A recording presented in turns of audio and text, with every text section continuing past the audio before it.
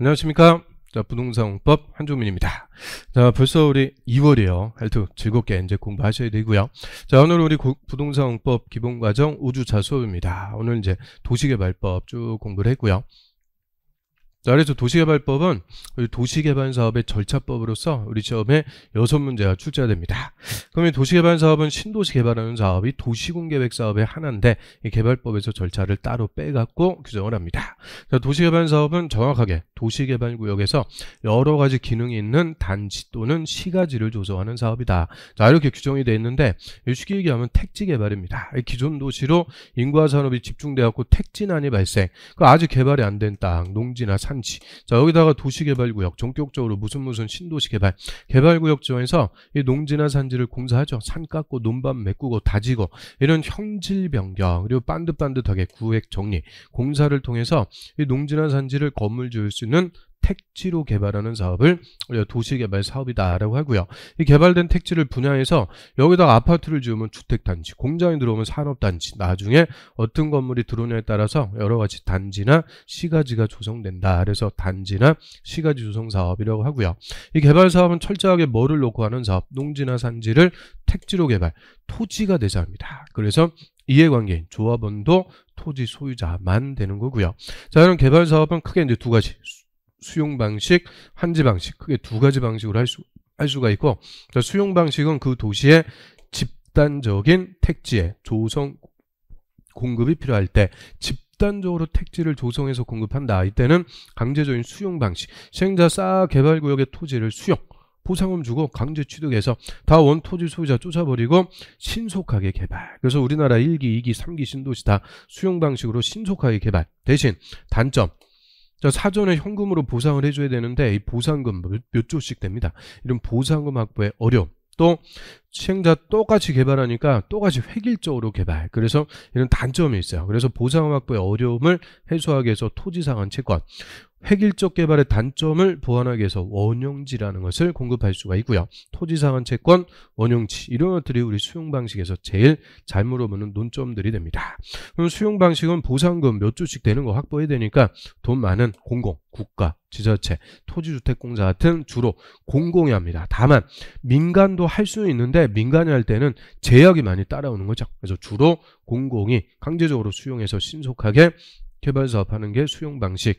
이에 반해서 환지 방식은 토지의 교환, 땅값이 너무 비싸갖고 수용이 안 될 때, 이때 토지 소유자의 동의를 받아갖고 공사가 끝나면은 다시 새 토지로 돌려주는 거죠. 그래서 혼토지 대신 새 토지로 교환해 준다. 토지를 교환하는 방식. 그래서 동의 받아갖고 한다. 그럼 무조건 환지 방식이 되고요.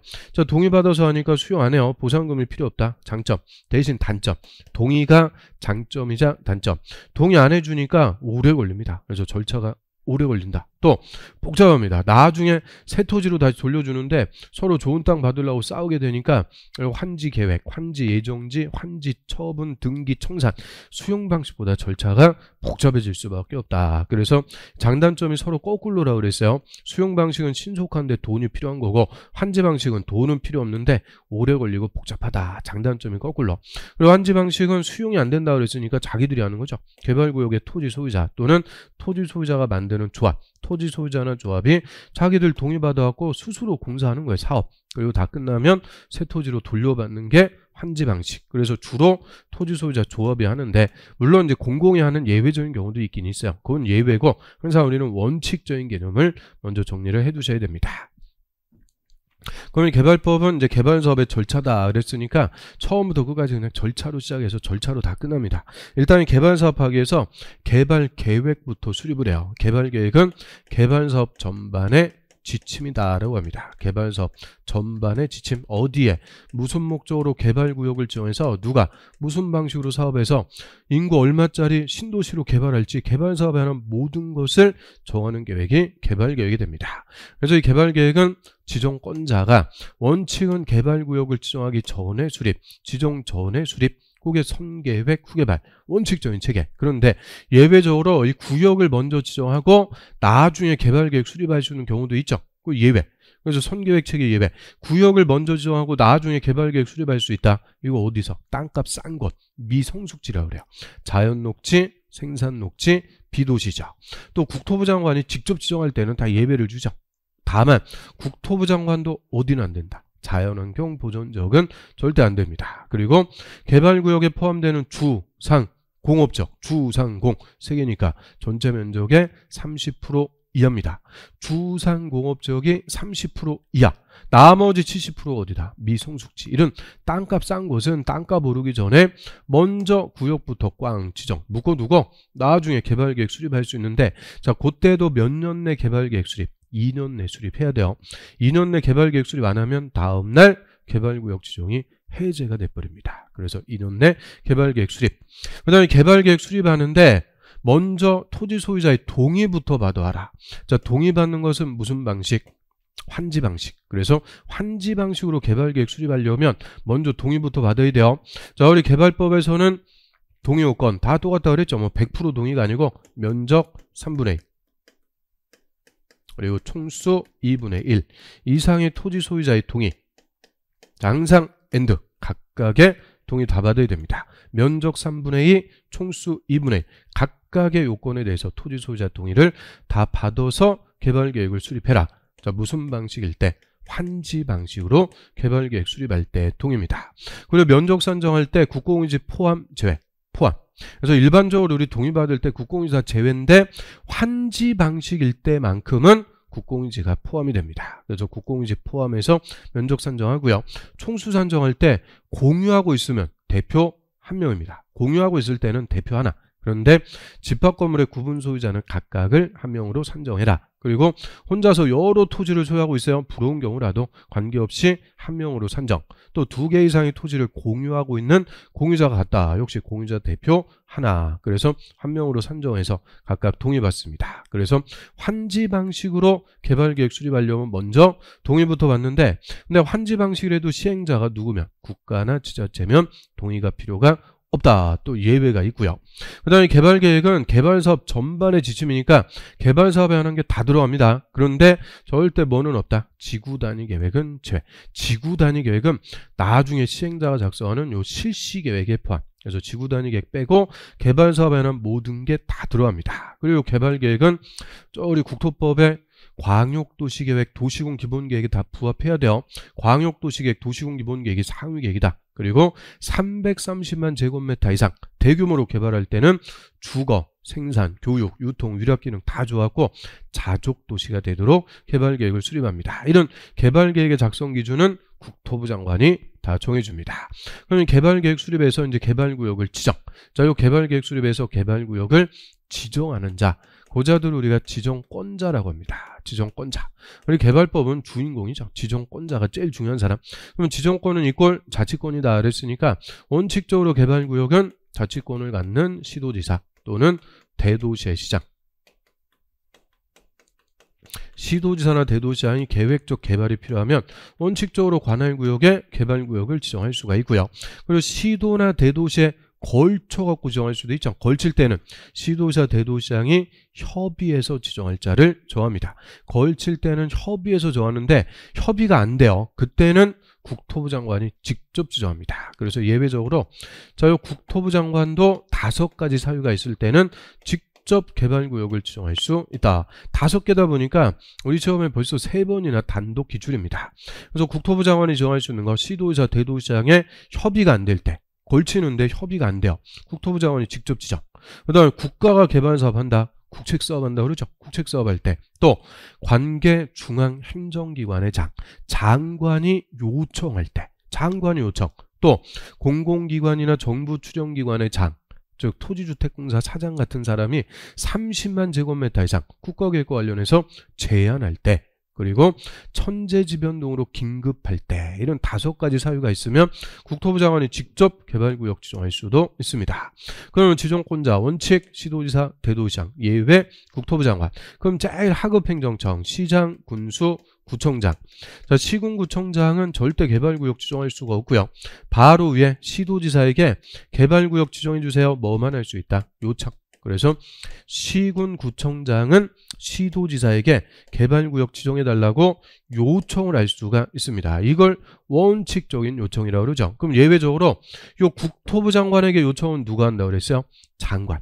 장관은 국토부 장관에게 요청. 이 요청하는 게 두 개가 있으니까 원칙, 예외 확실하게 보고요. 그 다음에 시군구청장한테 개발구역 지정해달라고 제안도 할 수 있어요. 제안은 누가 하는 거냐? 요 개발사업의 시행자가 되려는 자들이 저희가 여기 개발하고 싶으니까 개발구역 지정해주세요. 시행자가 시군구청장에게 제안할 수가 있다. 근데 이 제안이라는 것은 비행정청이 한다 그랬으니까 우리 행정청, 국가나 지자체는 제안하는 주체가 아닙니다. 국가나 지자체는 제안할 수가 없다. 또 비행정청이라도 조합은 지정권자에게 설립 인가받아갖고 설립.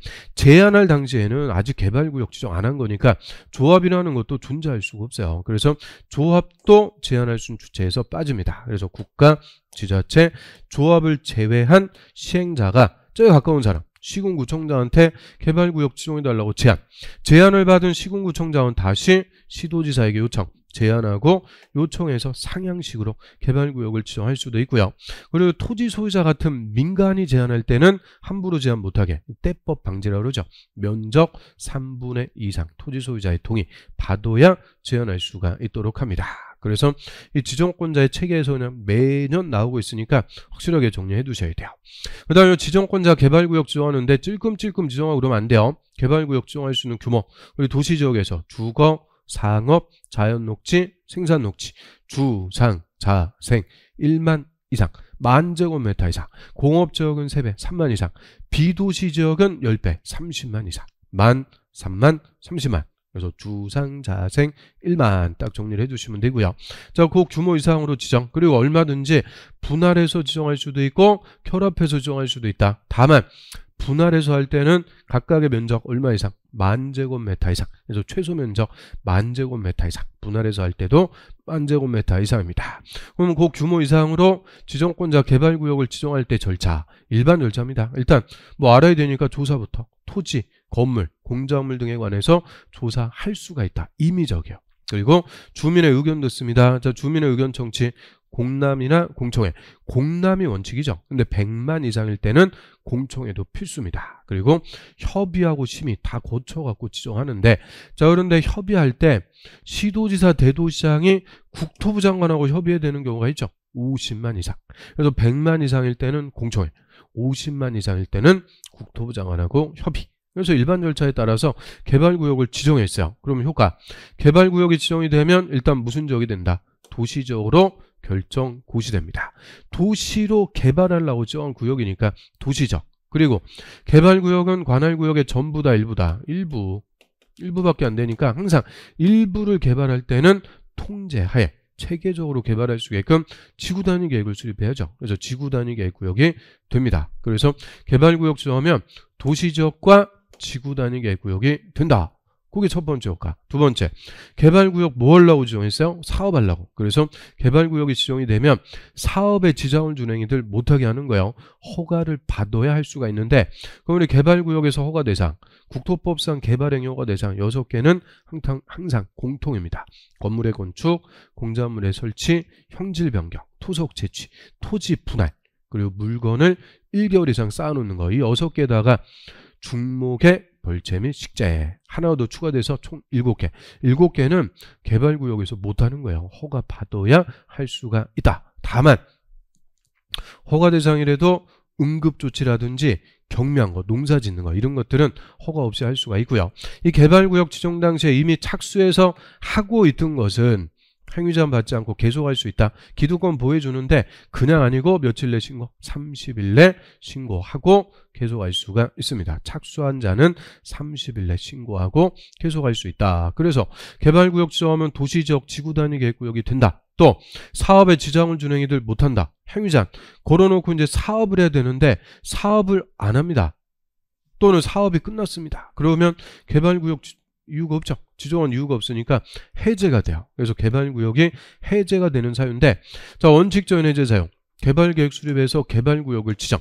그럼 개발구역 지정한 날부터 3년이 될 때까지 시행자가 요 실시계획 인가 신청도 안 해요.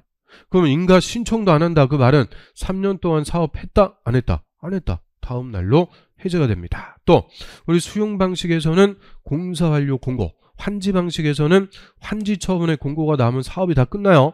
그럼 사업이 끝났으니까 다음 날 해제. 그래서 수용 방식은 공사 완료 공고, 환지 방식은 환지 처분의 공고가 나면 사업이 끝. 다음 날 개발구역도 해제가 됩니다. 그래서 원칙적 해제, 안에서 해제, 끝나서 해제. 근데 예외적 해제가 있죠. 예외적 해제는 구역을 먼저 지정하고 나중에 개발계획을 수립하는 경우입니다.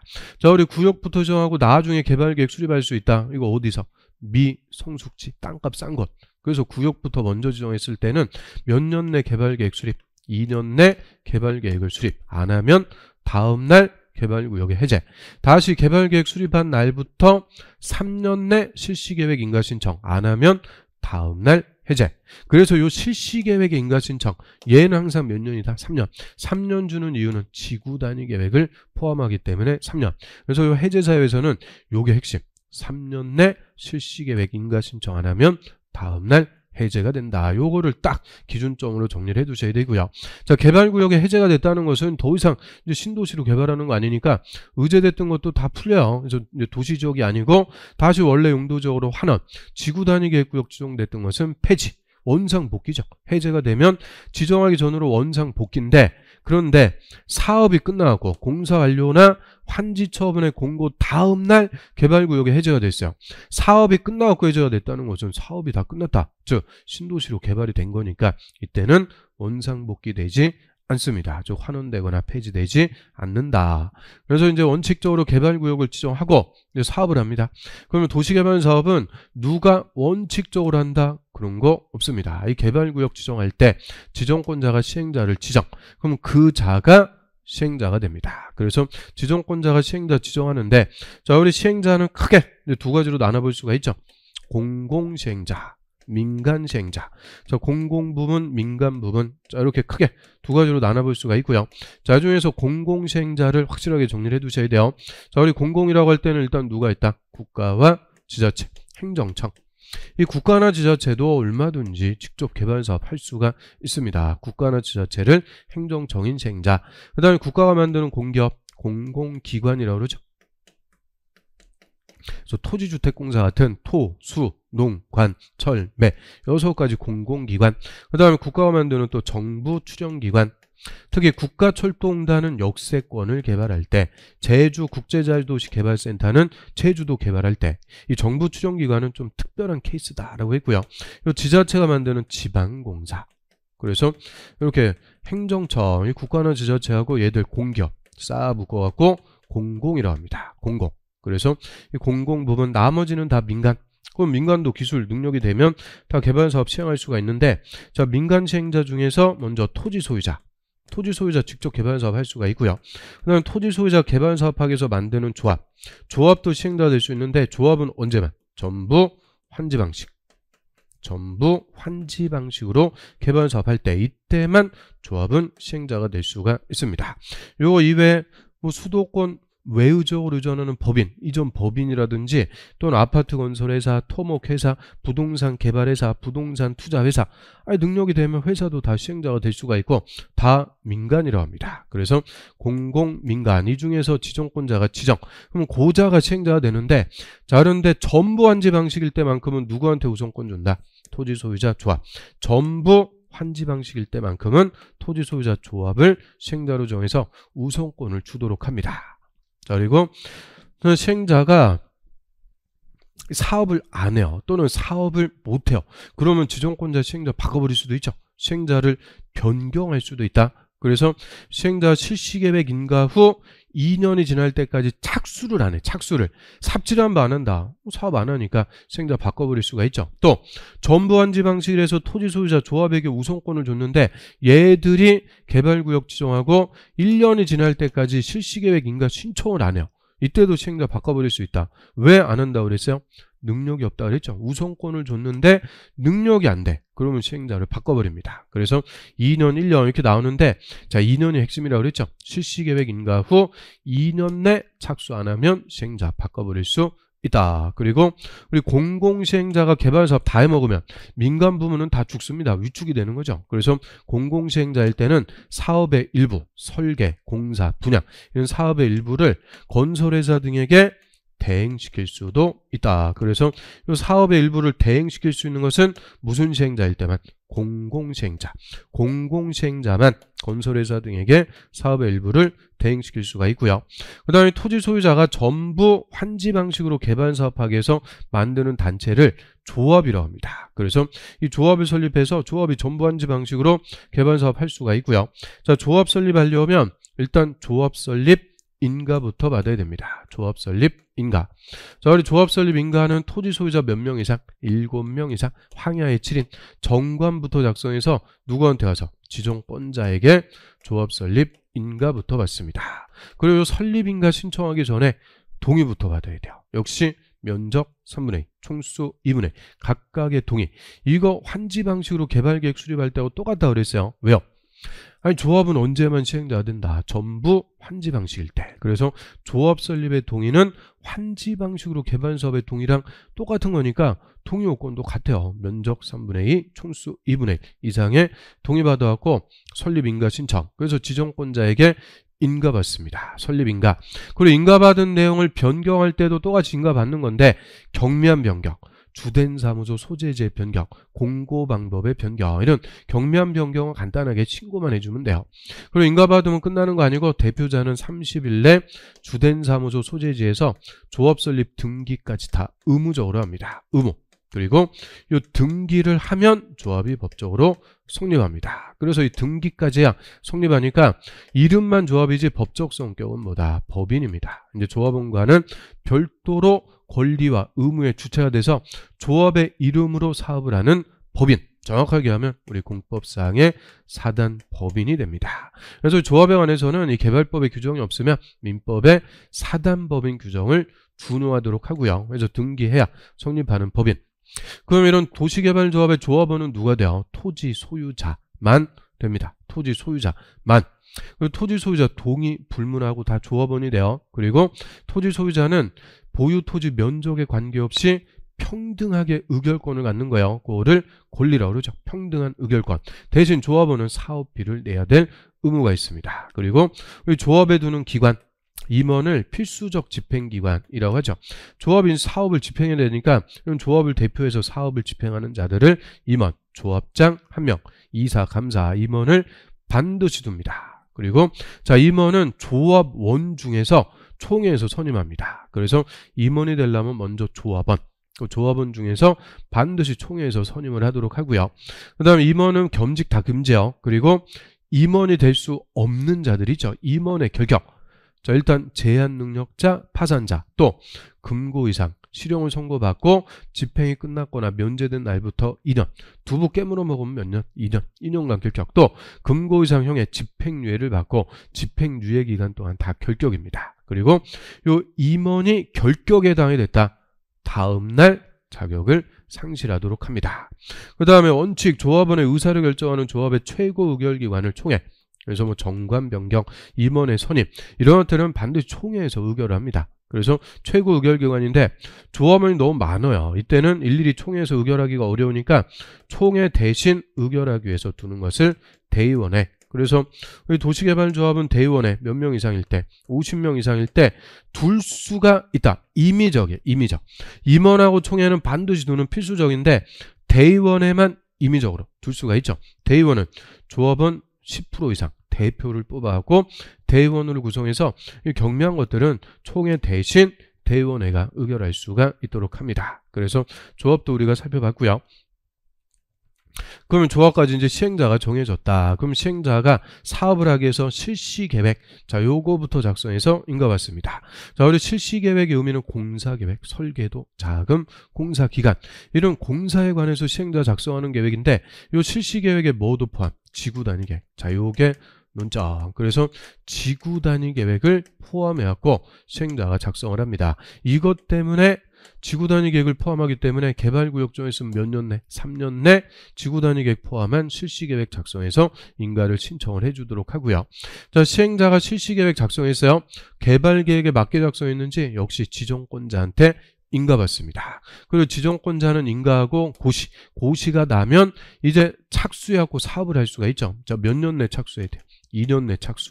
안 하면 시행자 바꿔버린다. 그래서 이 실시계획이 딱 중간에 연결고리. 그래서 중요한 숫자들이 다 연결. 3년 내 실시계획 인가 신청. 인가받으면 2년 내 착수해서 사업을 시행을 해줘야 되고요. 크게 이제 사업을 시행하는 방식, 수용 방식, 환지 방식. 크게 두 가지 방식으로 사업을 시행할 수가 있게 됩니다. 자, 우리 수용 방식은 그 도시의 집단적인 택지의 조성 공급이 필요하더라. 이때는 시행자 개발구역의 토지 등을 싹 강제 취득 수용해서 사업을 합니다. 그럼 수용하는데, 자, 민간 시행자는 수용을 하려면 요건부터 갖춰야 돼요. 그 말은 공공시행자는 수용하기 위해서 요건이 필요가 없다. 공공은 필요 없어요. 민간 시행자만 면적 3분의 2 이상 소유, 총수 2분의 2 이상 동의. 여기서는 소유하고 동의. 그래서 면적 3분의 2 이상 소유, 총수 2분의 2 이상 동의 받아갖고 민간 시행자는 수용할 수가 있고요. 수용할 때는 항상 공치법을 준용하되 공치법의 특례. 자, 우리 개발법에서는 사업인정고시 의제해 주는 게 수용할 토지의 세목을 고시한대. 개세. 개발사업은 세목고시가 있으면 사업인정고시도 다 있는 걸로 봐서 바로 시행자가 수용할 수가 있게 됩니다. 재결 신청 1년 내 한다 그러면 무조건 틀려요. 언제까지? 사업시행기간 종료일까지. 끝날 때까지 일률적으로 연장해서 시행자는 재결 신청해서 수용할 수가 있고요. 그리고 수용할 때 원칙은 사전 현금 보상. 그런데 보상 확보가 어려우니까 나중에 개발사업으로 조성되는 땅으로 보상해 주겠다. 사후 현물 보상 조건으로 발행하는 채권을 토지상환 채권이라고 합니다. 사후 현물 보상. 그래서 토지상환 채권은 시행자가 발행합니다. 언제? 토지 소유자가 원하면. 저는 보상금 돈 대신에 땅으로 주세요. 원하면 발행할 수가 있어요. 그런데 원한다고 나중에 조성될 토지나 건물 전부 다 토지상환 채권으로 발행할 수는 없어요. 얼마까지 발행하는 거냐? 2분의 1까지. 조성되는 토지나 건물의 2분의 1까지 발행할 수가 있다. 그래서 보상금의 전부 지급이 아니고 일부를 지급하기 위해서 토지 소유자 원하면 시행자 토지상환 채권 다 발행할 수가 있습니다.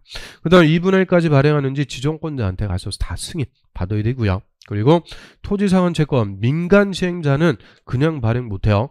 다 보증, 은행의 보증을 받아갖고 발행할 수 있다. 항상 우리 보증이라는 것은 부도나 파산의 우려가 있을 때만. 그래서 공공은 보증 이런 거 필요 없고 민간 시행자만 보증까지 받아갖고 발행할 수가 있게 됩니다. 그리고 이 상환자가 들어가는 것은 무조건 무슨 식이다? 김영식. 채권자 이름이 써지는 김영식 채권으로 발행합니다. 그래서 김영식인데 얼마든지 사고 팔고 양도할 수는 있고요. 그 다음에 토지상환 채권도 발행할 수 있고 선수금도 받을 수 있죠. 우리 선수금이란 원형지나 조성 토지를 공급, 분양받는 자로부터 분양대금의 전부나 일부를 미리 받을 수 있도록 하는 것을 선수금. 그래서 분양대금의 전부든 일부든 미리 받을 수 있다? 없다? 있다. 그래서 선수금도 다 미리 받을 수가 있어요. 그리고 지정권자한테 승인 다 받아야 돼요. 하여튼 이 수용 방식에서는 토지상환 채권이든 선수금이든 원형지든 조성토지든 다 지정권자한테 가서 승인 다 받아갖고 받을 수가 있습니다. 그럼 이제 선수금도 받으면서 공사하는 건데 공사하기 전에 먼저 공급하는 땅, 이걸 원형지라고 그러죠. 그래서 원형지를 공급해서 원형지는 공급받는 자가 따로의 개발, 그래서 복합적, 입체적 개발을 넘어 이게 획일적 개발의 반대말이 됩니다. 그런데 자, 원형지는 원칙적인 공급은 아니니까 전체 토지 면적의 얼마까지? 3분의 1 원형지. 저 토지상환 채권하고 헷갈리시면 안 돼요. 원형지 3분의 1까지 3분의 1까지 공급하는지 지정권자한테 다 승인 받아야 돼요.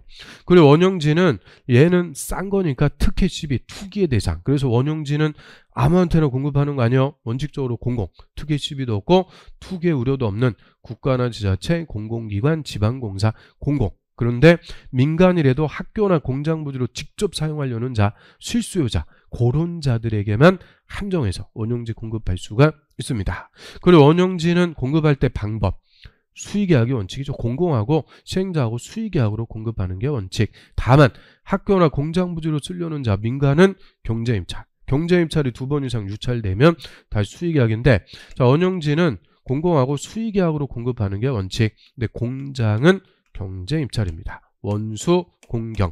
그다음 원형지 공급할 때 가격은 그냥 시행자하고 원형지 개발자가 협의해서 결정합니다. 협의해서 지들이 알아서 결정해라. 무슨 가 이런 거 없어요. 그래서 원형지 공급해서 요거는 공급받는 자가 따로 개발. 나머지는 이제 시행자 싹 공사합니다. 택지 개발하는 공사 다 끝났으면 실시계획대로 공사했는지 지정권자에게 준공 검사. 지정권자 검사한 결과 제대로 공사 끝났으면 공사 끝. 공사하려 공고. 그러면 이제 사업 다 끝났어요. 사업이 끝나갖고 시행자 조성된 토지를 일반에게 공급. 조성 토지 공급할 때도 공급계획 작성해서 지정권자에게 다 승인 받아야 됩니다. 그리고 조성 토지는 공급할 때 경쟁입찰이 원칙이요. 조성 토지 아무나 분양받을 수 있으니까 경쟁입찰 붙여갖고 최고 가격을 제시한 자가 낙찰자가 돼서 고자에게 공급. 근데 예외적으로 추첨 수의계약 또 예외가 있어요. 그래서 조경, 주수. 자, 추첨으로 분양할 수 있는 게 4개, 수의계약으로 공급할 수 있는 게 10개. 그럼 당연히 뭘 정리해야 된다? 추첨. 그래서 추첨으로 분양할 수 있는 거는 규모, 국민주택 규모 이하, 330제곱미터 이하. 하여튼 규모가 나오면 다 추첨입니다. 그리고 공짜로 제하는 4글자, 공공택지, 공장용지 딱 4개만 추첨입니다. 그 다음에 수의계약 1:1 계약으로 공급할 수 있는 경우는 10개 있죠. 그 중에서 학교나 공공청사용지 같은 일반이 분양받을 수 없는 공공용지를 국가나 지자체에게 공급할 때, 또 토지상한 채권자에게 공급할 때, 이런 때는 수의계약으로 공급할 수가 있고요. 원칙은 경제입찰. 그 다음에 조성토지는 공급할 때 가격, 감정가가 원칙입니다. 감정가를 원칙. 다만 공공용지, 공공시설용지는 더 싸게 감정가 이하로 공급할 수가 있다. 예외가 됩니다. 그래서 수용 방식은 시행자 싹 수용해서 공사 끝나면 일반에게 경제입찰 붙여갖고 감정가 기준으로 팔아먹는 거다. 택지 분양. 이게 수용 방식. 그 다음 환지 방식은 땅값이 비싸갖고 수용이 안 되니까 토지 소유자의 동의 받아갖고 공사 끝나면 다시 새 토지로 교환을 해주는 방식입니다. 그럼 환지 방식으로 하려면 종전 토지하고 환지에, 즉 새 토지 어떻게 교환을 해줄지 환지 계획부터 작성을 합니다. 그래서 환지 계획은 토지의 교환 계획으로서 종전 토지와 나중에 조성될 토지 어떻게 합리적으로 교환을 해줄지 시행자가 작성하는 계획이고요. 자, 시행자가 환지 계획 작성할 때 내용, 환지 설계라고 그래요. 환지 설계라는 것은 종전 토지에 나중에 몇 번 토지 줄지 하나씩 설계하죠. 가급적 그 자리에 맞춰갖고 나중에 몇 번 토지 줄지 필지를 배정해 나가는 거, 그거를 환지 설계. 자, 환지 설계에 따라서 동 1번지부터 10번 토지까지는 토지 소유자에게 새로 교환해 줄 토지니까 환지. 그리고 종전 면 1번 토지부터 10번 토지까지는 청산 대상 토지, 이거를 종전 토지라고 그래요. 적은 토지하고 새 토지를 바꿔주는 계획이니까 종전 토지 뭐가 있고 새 토지 환지는 뭐가 있고 이런 명세들, 목록들이 들어갑니다. 그다음 환지하지 않고 남겨뒀다. 다 일단 뭐라 불러요? 보류지. 보류해 두는 땅. 이 보류지 중에서 공사비에 충당할 땅, 그거는 별도로 채비지라고 부르는 거죠. 채비지. 그래서 보류지 중에서 공사비에 충당할 땅을 별도로 채비지라고 합니다. 그리고 토지 소유자 원하면 아파트 같은 건물 져갖고 환지 줄 수도 있다. 요거를 뭐라 그래요? 입체환지. 입체환지 할 때는 입체환지하게 한 건물의 명세, 이런 것들 싹 포함해갖고 시행자가 환지 계획을 작성을 합니다. 근데 지 맘대로 작성하는 게 아니고 대원칙, 적응 환지가 되도록 환지 계획을 작성. 그리고 저환지란 종전 토지 환지의 7개, 위치, 지목, 면적, 토질, 수리, 이용 상황, 환경, 위, 지, 면, 도, 수, 이, 환.